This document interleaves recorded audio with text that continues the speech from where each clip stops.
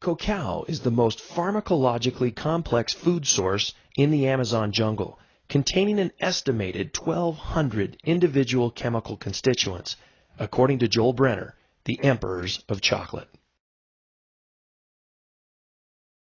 My name is Dr. Steve Warren. I'm a geriatric physician here in Salt Lake City, Utah.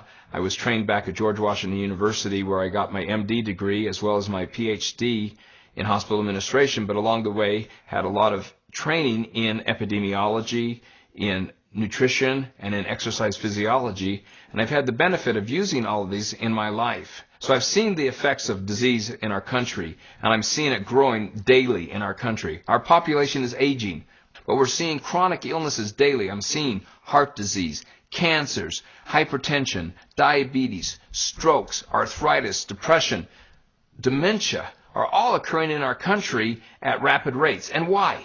Well, one of the theories is that there's a lot of inflammation occurring in our body. We all feel the inflammation if we overdo it in our joints and muscles, but this inflammation is what's causing damage within our bodies and starting this whole process. And one of the key factors in this is something called oxidation. We see it around us all the time. You open up your banana, put it on the counter, it turns mushy and brown a few hours later. It's when oxygen mixes with different molecules and starts this damaging process. It's been estimated in the literature that over 200 diseases have been associated with free radical damage.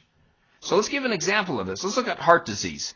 We all eat bad food. We have these LDL bad cholesterol going around in our body. LDL cholesterol is basically a free radical. It gets into our heart vessels and it causes some inflammation there. We start having damage done within the blood vessels. It starts becoming hard and forms plaque. As it starts forming this hard plaque, it makes the blood vessels thicker. They can't move. And suddenly we have increased blood pressure because the blood vessels are hard. Our heart can't pump as good. So we have increased damage in the heart. The hardened arteries causes damage in our kidneys, in our pancreas, in our liver, and in our brain. And then at the same time, little platelets come along, which are the things that stop us when we cut ourselves from bleeding.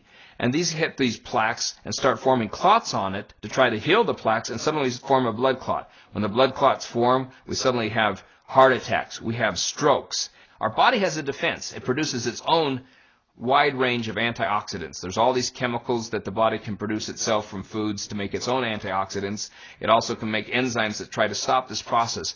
But because our bodies are constantly being damaged, runners do it by running so much they cause free radicals. We have chronic illnesses, infections, our pollution, the way that we live, the stresses in our body, both psychological stresses as well as physiological stresses around us, are causing increased free radicals, and our body gets overwhelmed. It can't fight it, so we need to obtain some antioxidants from another source. We see in the grocery stores tons of these pills that say, hey, this is an antioxidant, but we found that most of these antioxidants that you take as a pill just turns into expensive urine. It does you no good. The body does not metabolize them and use them. It needs to come from natural foods. Nature produced phytonutrients in our foods to help us. It helps the plants. It helps them so they can live longer. It can protect themselves from other insects and from other damages. But these same phytonutrients, which is the new word we're seeing in our country right now, can help us. One of the types of this, and the big one we're going to talk about tonight, is flavonoids. And flavonoids is just one class of antioxidants that are out there. There's a test which the United States Department of Agriculture uses to determine the antioxidant content of fruits and vegetables, called the ORAC test, Oxygen Radical Absorbance Capacity.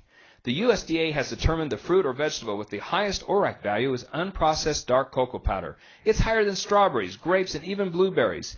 In fact, unprocessed dark cocoa powder actually contains over 10 times the number of antioxidants as blueberries.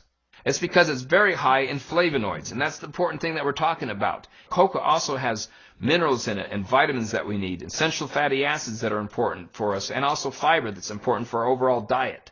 And chocolate has been studied all over. We have numerous thousands of scientific literature, not done just in some throwaway magazine, but these are done in the Journal of American Medical Association, the Journal of Clinical Nutrition, that show how important these are in our lives.